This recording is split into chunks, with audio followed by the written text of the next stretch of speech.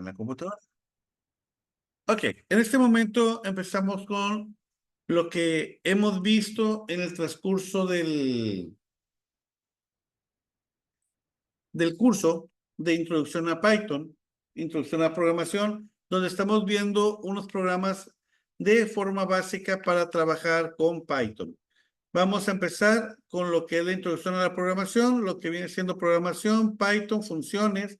Vamos a ver unas pequeñas sintaxis básicas y al final vamos a ver lo que son entradas y variables y un poquito del control de flujo. Ya vimos en el curso lo que viene siendo el if, el if y el else, ¿sí? Y vamos a hablar un poquito del bloque for. El bloque while lo vamos a empezar a trabajar a partir de la próxima semana. ¿Ok? Y como les dije, entramos al área de funciones, que era lo que estábamos viendo antes de iniciar el resumen, que es donde vamos, definir funciones, definir argumentos, definir variables, que vimos ahorita que era una función y que era un argumento. ¿Sí está claro? Entonces, vamos iniciando. En lo que viene siendo el resumen, ya me voy a ir rapidito en esta área de teoría, que ya vimos lo que era programación, que es el proceso de crear una serie de instrucciones para la computadora, para que la misma computadora, a partir del código, haga algunas funciones o algunas serie de pasos con las que hemos estado trabajando, y los lenguajes más utilizados al momento, pues es Python. ¿Sí? También existen otros lenguajes como Java, C++, entre otros. Ya vimos un poquito el por qué aprender Python. Python tiene una estructura muchísimo más sencilla que lo que es Java y lo que es C++, por lo que es más fácil de aprender para cuando estamos iniciando en el mundo de la programación. ¿Sí? En lo que viene siendo la estructura de cómo descargar Python, pues hay muchas áreas para poder trabajar con Python. Lo más correcto sería instalarlo en la computadora, pero ahorita para no estar batallando con la instalación o usar programas como Anaconda, que sea lo que sea, pues sí es un poquito pesado, estamos usando la versión de Google que es Colab, que es una estructura donde podemos trabajar y usar lo que viene siendo Python y que se esté generando las ejecuciones directamente en el servidor de lo que viene siendo Google, en lugar de usar nuestra propia computadora, ¿sí? Si nosotros trabajáramos con Anaconda, estaríamos trabajando en una área de trabajo que se llama Jupyter, ¿sí? Más adelante, en el transcurso de lo que llevamos, sí los voy a enseñar a instalar lo que es Anaconda, no para que lo instalen ustedes, pero si lo quieren instalar, pues simplemente seguimos los pasos y lo instalamos. Ok, sintaxis básicas de Python. Comencemos con principalmente lo que viene siendo el bloque de print. Print, muchachos, es prácticamente la impresión de un comentario o la impresión dentro de la consola de una variable que necesitamos que se observe o que el usuario lo tenga como respuesta, ¿sí? También vamos a ver lo que son los comentarios. Los comentarios en Python se usan con el hashtag, que aquí pues, también lo conocemos como gatito, ¿sí? Entonces, si nosotros ponemos el hashtag antes de algo que queramos escribir, mientras sea una sola línea de código, o perdón, no es de código, una sola línea que queramos escribir, pues simple y sencillamente lo que yo ponga después del hashtag no se considera código, no lo va a ver el usuario, se considera como un comentario para nosotros o para las personas que se encargan del área de la programación. ¿Sí? Estas líneas no aparecen al momento de ser ejecutado un programa o al momento de que estés utilizando la consola. ¿Sí? ¿Ok? Ahora sí. Tipos de datos básicos. Los tipos de datos más básicos que tenemos pues son los números o el numérico, lo que son cadenas o cuando queremos escribir alguna palabra, y lo que son los booleanos. En el curso no nos vamos a meter a booleanos porque prácticamente es un curso introductorio, pero los números los podemos observar como números enteros cuando no tienen punto decimal, flotantes cuando sí tienen punto decimal y números complejos cuando ya estamos hablando de números imaginarios. Recordando que los números imaginarios pues prácticamente son números que provienen de raíces negativas y tampoco los vamos a estar tomando mucho en cuenta en el curso. Si yo quiero mandar llamar o generar una variable con un número entero, voy a estar utilizando el int. Acuérdense cuando estábamos programando y tú decías número es igual a int antes de mandar el input. El int es la manera de cómo le estás diciendo a Python que lo que viene dentro de la variable que está dentro del input, pues va a ser un entero, un número sin decimales. También tenemos lo que son los flotantes. Al igual, si nosotros marcamos un float, le estás diciendo a Python que la variable que está dentro del input va a ser un número con puntos decimales. ¿Sí? Entonces, los más básicos que vamos a usar son int y float. Hablando de cadenas de texto, yo voy a marcar el str, que es un string. El string me va a permitir a mí como, bueno, no como usuario, directamente como programador, poner una cadena de texto. Esa cadena de texto puede ser una, puede ser varias palabras, lo que sí que tiene que estar entre comillas. Observen la diferencia entre mandar pedir un entero, mandar pedir un flotante y mandar pedir una cadena. Observen que después del igual, lo que yo ponga lo tengo que poner entrecomillado. ¿Sí? Hay dos maneras o hay varias maneras de mandar pedir una cadena de texto. En este caso, aquí te podemos decir que podemos poner un operador que diga saludo y si queremos que prácticamente el operador me lo ponga separado, yo voy a poner saludo igual, hola, entre comillas, y luego más. Este más se le conoce como concatenar. Vamos a concatenar una línea de texto, perdón, de una cadena de texto con otra cadena de texto. Y si ustedes se fijan, dice, hola, más, y luego vienen las comillas y no hay nada. Es una manera de decir, quiero que me aparezca un espacio en blanco. Y luego más, y luego mundo, para el clásico programa Hola Mundo. Pero no queremos que diga Hola Mundo pegado, queremos que lo diga con un pequeño espacio entre los dos. Para eso es este espacio. Lo importante del concatenar, de hacer una operación con concatenar, es el signo de más. También podemos hacer un multiplicador de palabras o un multiplicador de cadenas. Y para eso, simple y sencillamente ponemos la cadena de texto que queramos y le ponemos asterisco y el 3 es que va a hacer. Esa cadena la va a multiplicar por 3 veces. Pero observen que me dice hola, hola, hola, hola. En pocas palabras, no me pone ningún espacio. Si yo el espacio se lo pusiera entre las comillas, pues ese espacio sí me lo respetaría. ¿Sí? Ok. Hasta aquí, díganme si hay alguna duda.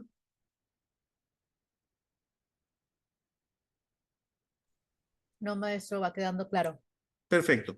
Ok, me voy a brincar un poquito los booleanos porque no los vamos a ver en el curso. Vamos a hablar ya de operadores. Los operadores tenemos varios.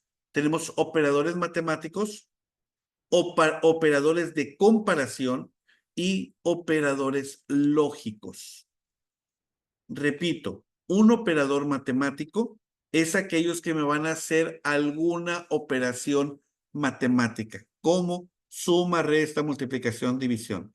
Estos 4 son los más básicos para las operaciones que normalmente hacemos.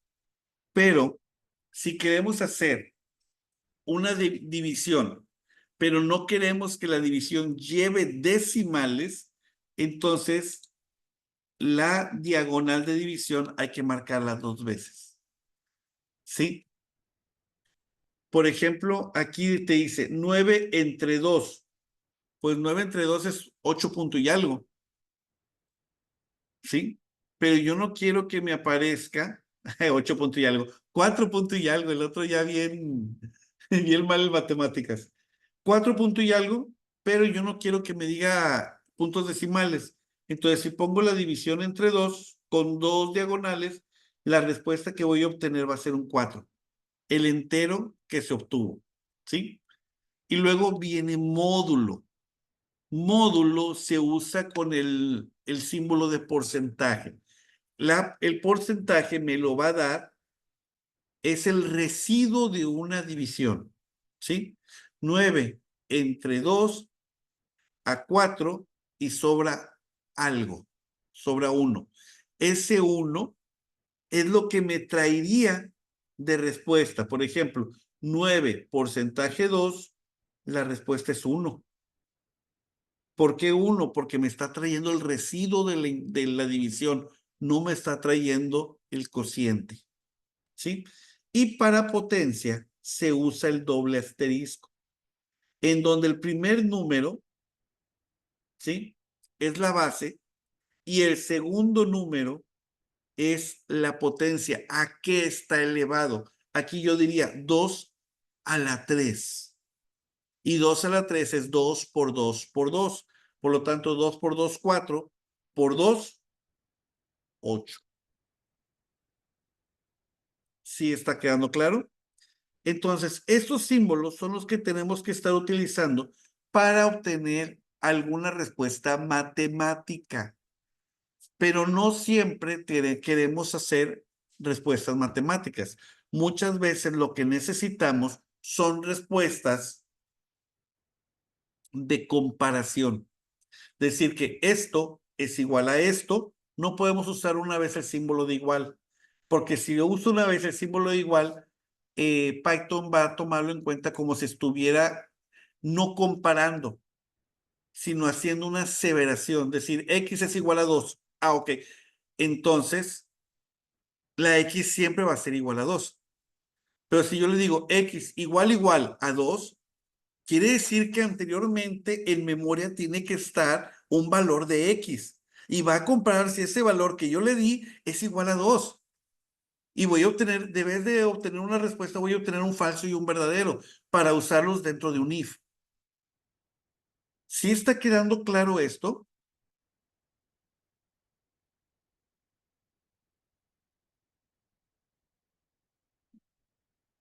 Perfecto. Entonces, el igual es para hacer una comparación. Si yo pongo el símbolo de admiración y el símbolo de igual, estoy diciendo diferente.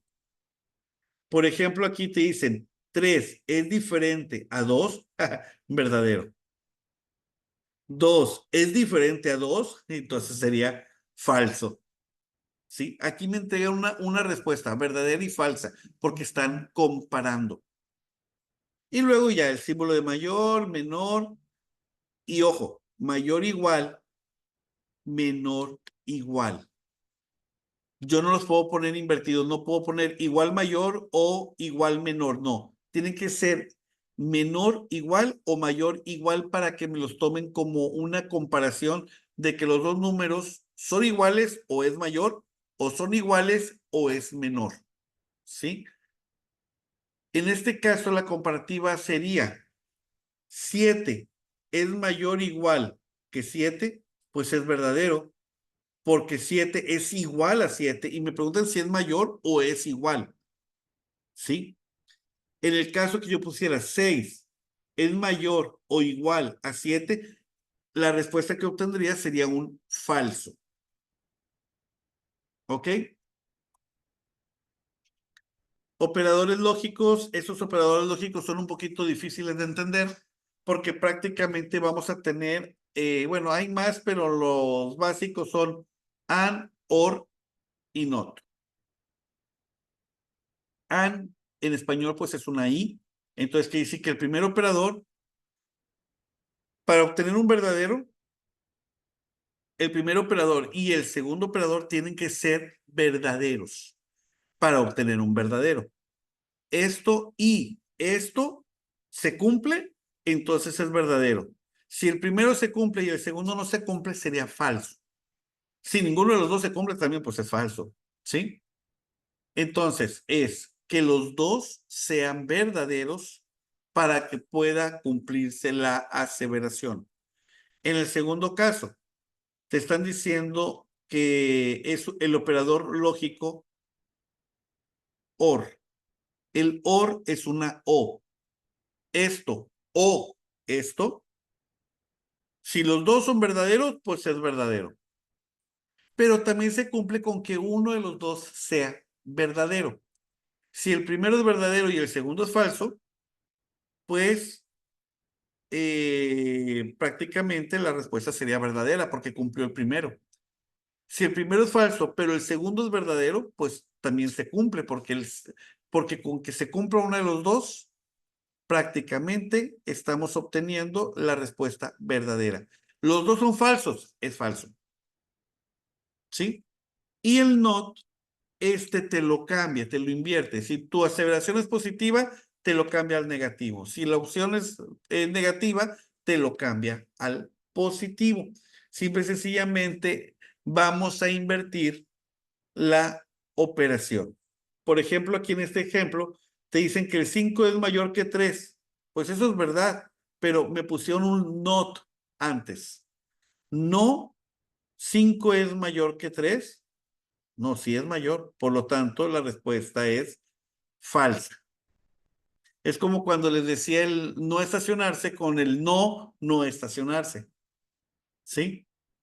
O cuando te dicen, no puedo ir, sí. Ah, entonces sí me das permiso. No, te estoy diciendo sí, no puedes ir. Sí, es una manera muy cruel para decírtelo, pero es, oiga, profe, no pasé el examen. Sí, ah, sí lo pasé. No, sí, no pasaste. Bien cruel, pero así es. El not te invierte en la opción segunda. ¿Sí? Entonces te estoy diciendo, no, 5 es mayor que 3. Oye, no, si es mayor que 3, entonces es falso. Hasta aquí díganme si está quedando claro. Sí, maestra, está explicando muy bien. Sí, y deja tú después de lo de, profe, no pasé, ¿sí? No pasaste. Pues por eso. Qué triste, Dios mío, pero bueno, es la verdad. Ok, vamos a tener variables de entrada y salida, ¿sí? Vamos a ver variables numéricas, variables de texto y variables booleanas. Ok, por ejemplo, si las variables, a ver, si las variables van cambiando, aquí como dicen, resignación de variables. ¿Cómo podemos explicar una reasignación de variables? Aquí te dicen, edad igual a 25, se queda el 25. Pero si yo vuelvo a repetir la variable, prácticamente va a agarrar la variable, el último valor que se le dio. ¿Dónde van a ver esto? ¿Se acuerdan, muchachos, de los acumuladores? Donde yo antes de entrar al for te estoy diciendo que suma es igual a 0. Y luego dentro del for donde está dando vueltas te estoy diciendo, no, suma es igual a suma más 1. Entonces, cada vez que dé vuelta, va a estar sumando 1, sumando 2, sumando 3, sumando 4. ¿Y cuál va a ser el resultado de la variable suma? Simple y sencillamente lo que quedó al final. Suma es igual a 24. ¿De dónde saqué el 24? Ah, es que sumé una vez cada vez hasta que dio 24 vueltas y pues dio 24. Pero no me dijiste que la suma era igual a 0, sí, al inicio del programa. pero luego diste 24 vueltas y le sumaste 1 a cada vuelta. Entonces, la variable va a recibir el último dato que obtuve. Por eso se llama resignación de variables, porque la variable va cambiando a lo largo del programa siempre que se le asigne un valor nuevo. ¿Sí? También podemos hacer operaciones con variables. Por ejemplo, si yo digo que A es igual a 5 y B es igual a 3 y me dicen que resultado es igual a A más B, pues entonces el resultado va a ser igual a 8. ¿Dónde podemos ver eso? En los últimos programas que vimos de for. ¿Se acuerdan que yo les decía, el for va a llegar hasta el último número que tengo? Y si yo le digo que 5 que número es igual a 5, pues cuando sea el 5 se va a salir del for. Pero si yo quiero que cuente el 5, dentro del for le poníamos número más 1. ¿Cuánto vale el número? 5 más 1 vale 6. ¿Sí? Entonces, estamos haciendo operaciones con variables, porque la variable número ya la tenía y le estoy agregando más 1. Entonces, ¿cuánto vale? Pues vale 6. En este caso, A vale 5, B vale 3, pero yo voy a imprimir la variable resultado. ¿Y qué es la variable resultado? Ah, la suma de A más B.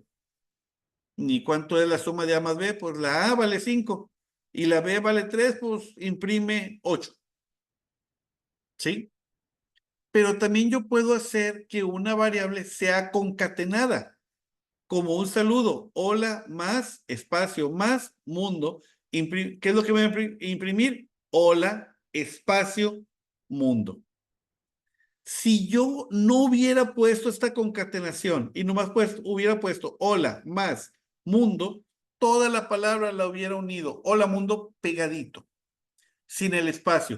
Esta concatenación es para que se vea este pequeño espacio. ¿Sí? Ahora sí, ¿cuáles son las funciones de entrada? El input. ¿Y cuál es la función de salida? El print. ¿Sí? El return, como les dije, también va a ser algo parecido al print, pero no va a ser una impresión, sino va a ser simplemente, ¿me lo va a imprimir en la pantalla el return? Sí, pero no es un dato ya de cadena. Es un dato que yo puedo seguir utilizando más adelante en las mismas funciones de mi programa. Lo que viene siendo prácticamente un resultado para cada lado. Print me imprime, es como si ya tuviera la hoja impresa. Oye, ¿puedo sumarle algo a la hoja impresa? No, tienes que modificar el archivo digital. Entonces, como algo extraño, podríamos decir que el return es el archivo digital donde yo estoy viendo la impresión, pero le puedo hacer modificaciones. Y el print ya es la hoja impresa que ya no le puedo hacer modificaciones, tengo que imprimir una nueva. No sé si me estén entendiendo. Creo que sí. Ok, pues creo que vamos a ver si no te estoy echando mentiras. Ok, entonces tenemos muchas formas de hacer el print y ya lo habíamos visto. Un print de texto simplemente que diga hola mundo. Un print donde yo imprima una variable, porque voy a imprimir la variable, ojo, la cadena de textos va entrecomillada, la variable no va entrecomillada. Si yo quiero imprimir la pura variable, entonces no le pongo nada y simplemente le pongo entre paréntesis el nombre de la variable. Si yo le quito hola, quedaría print, abro paréntesis, nombre, cierro paréntesis e imprimiría Ana. ¿Sí? Si yo quiero dar un saludo, sería hola, entre comillas, y la variable, que es la variable nombre, que en este caso sería Ana. ¿Ok? Si yo quiero imprimir el nombre y la edad, pues la variable edad sería aquí sí 25. Entonces, imprimo nombre, coma, la variable nombre, coma, edad, y si se fijan, esto está entrecomillado. Quiere decir que va a imprimir nombre, ¿y cuánto vale nombre? Ana, es Nombre, Ana. Edad, esto lo va a imprimir. ¿Y cuál es la edad? 25. Entonces diría nombre, Ana, edad 25. ¿Sí? Hasta aquí díganme si hay alguna duda. Pero si yo lo que quiero es que todo se quede en la misma línea de texto, como si fuera una línea de puros caracteres, pero dentro de esa cadena de caracteres voy a meter alguna función, tengo que usar la F fuera. Acuérdense, la F es el F-string y el F-string te permite poner variables dentro de una cadena de texto, pero las variables tienen que estar entre llaves. ¿Ok?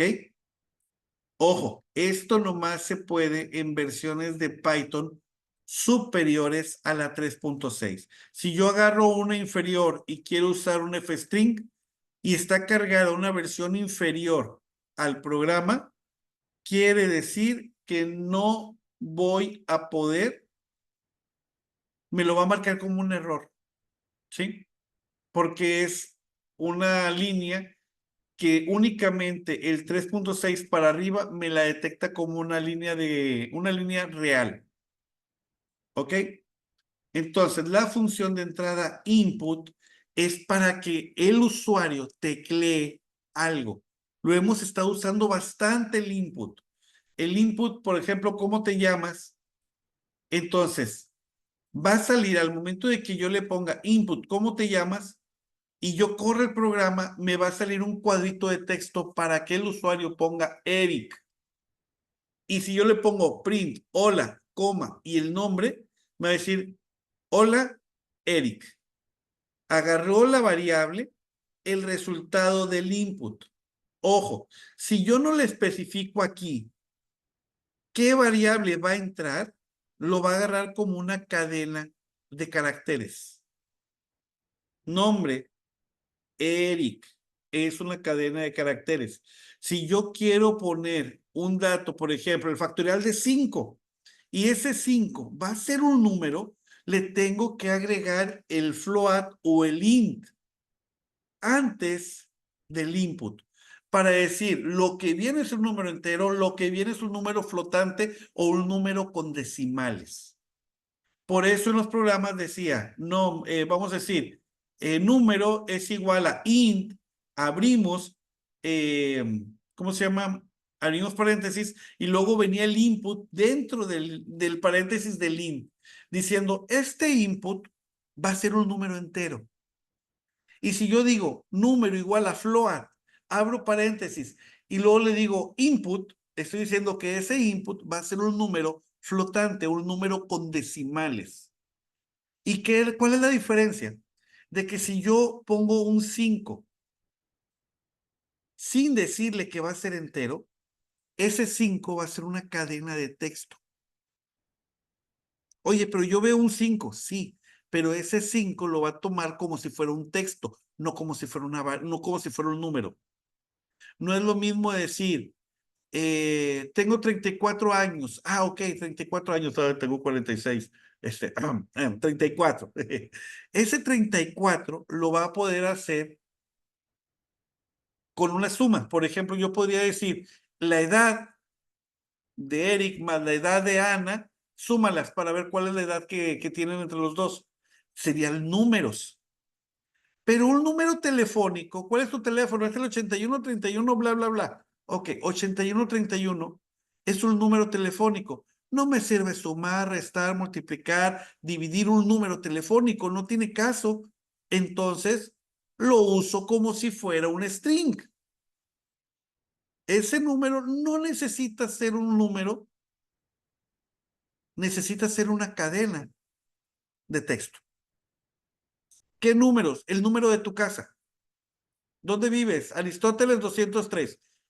Yo puedo sumar ese 203 a la casa de enfrente para saber si Aristóteles 203 más Aristóteles 204 me da Aristóteles 407. No tiene lógica.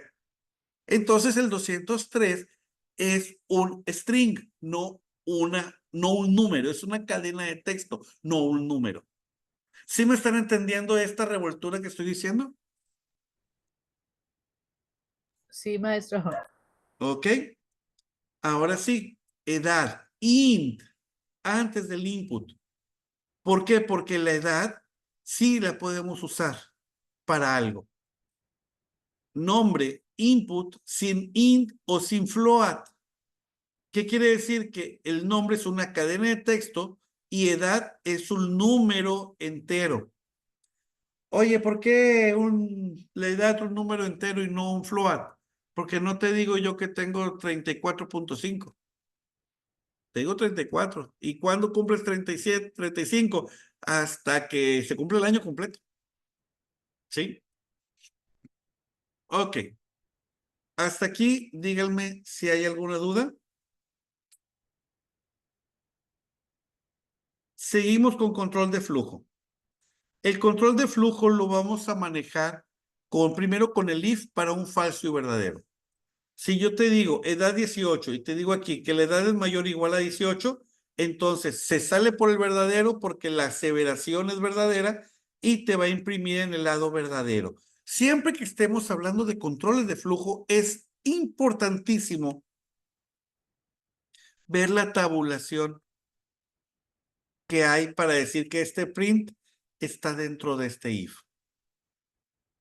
Si yo lo regreso para atrás y lo pongo al mismo nivel, me va a marcar un error. Y no es un error de texto, de que lo hayas escrito mal. Es un error de que Python no detecta que este print esté dentro de este if. Ese detalle es muy importante. La tabulación. ¿Dónde lo vamos a ver? En el if, en el for y en el while. ¿Sí? Entonces, si el if va a tener un falso, un else, el if y el else van en la misma línea. Lo que yo ponga con la tabulación adentro, todas las líneas que yo ponga que pertenezcan al verdadero, tienen que ir en esta línea.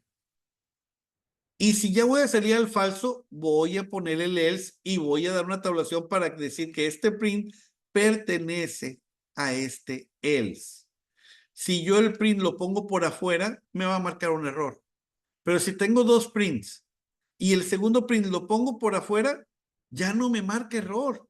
Pero a lo mejor ya no es la lógica de mi programación, porque el segundo if ya lo saqué fuera, perdón, el segundo print ya lo saqué afuera del if y el programa va a pensar que yo ya cerré mi if y que lo que sigue está atrás, fuera de ese if. Entonces, este es el gorro más importante que tenemos que tomar en cuenta al momento de estar programando. Continuamos, chequen. Yo puedo tener un if y puedo tener un if dentro de otro if. Es un if anidado, ¿sí? Y también el print está dentro de cada línea. Tengo un if, temperatura mayor a 30. Si es temperatura mayor a 30, entonces hace mucha calor, chequen el print dónde está. Pero luego voy a poner otro if, donde te digo que la temperatura es menor de 20. Ah, entonces el clima está agradable. ¿Sí? Si no es mayor de 30, pero si tampoco es mayor de 20, entonces se va por el falso, donde te dice que hace frío. Que la temperatura es igual a 19, entonces no entra el 30, no entra en el 20, quiere decir que ni fue mayor de 30, pero tampoco fue mayor de 20. Oye, pero este mayor de 20, ¿por qué no le puse de 20 a 29?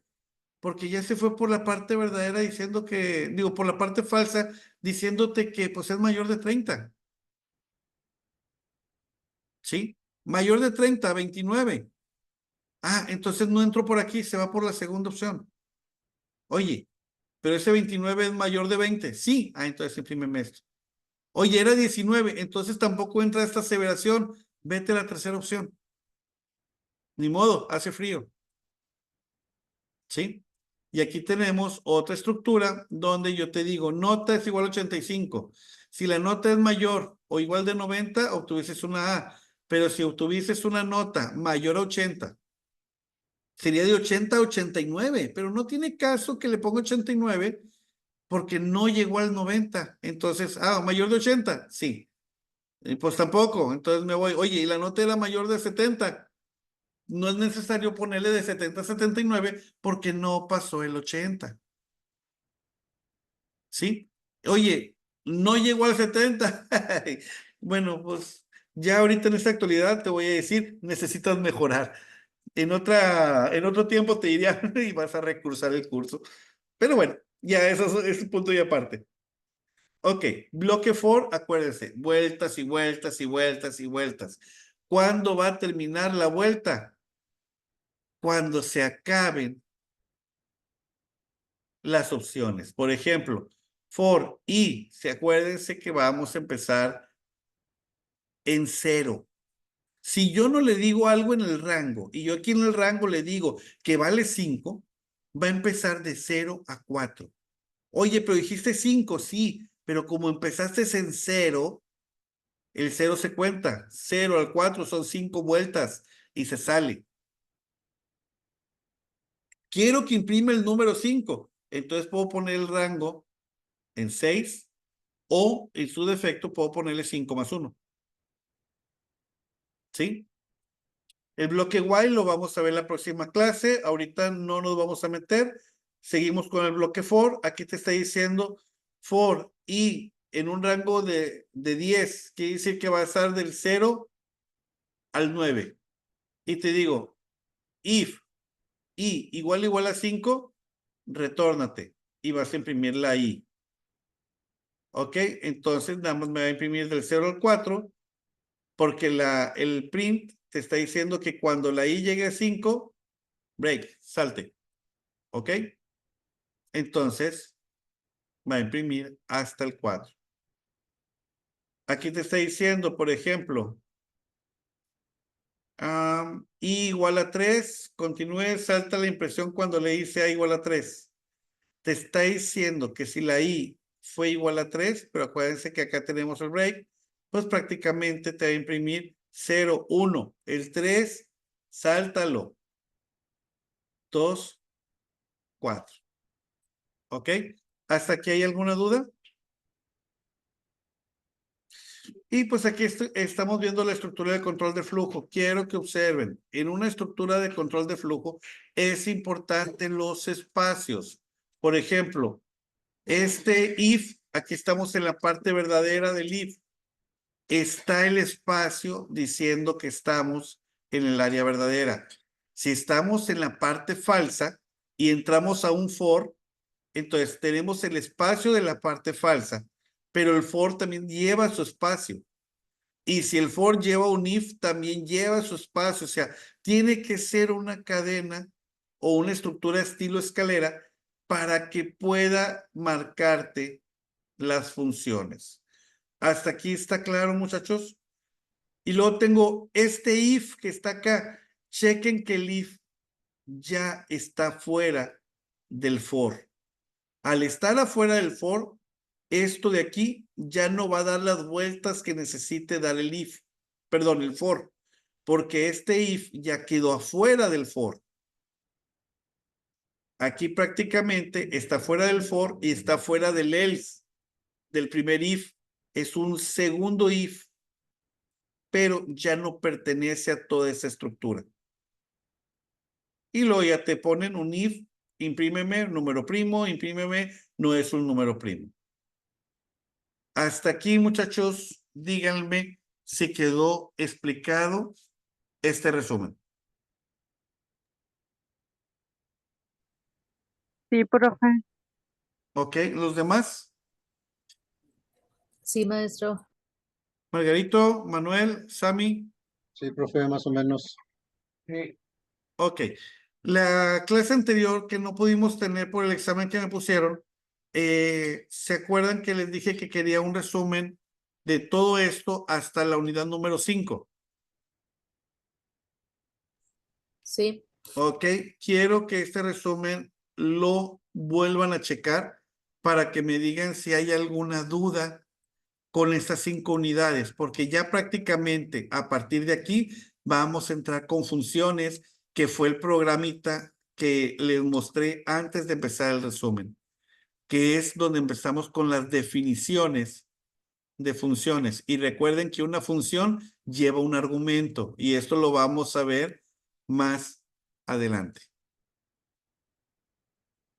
¿Ok? Ok. Pues aquí terminamos con la grabación. Déjenlo detengo.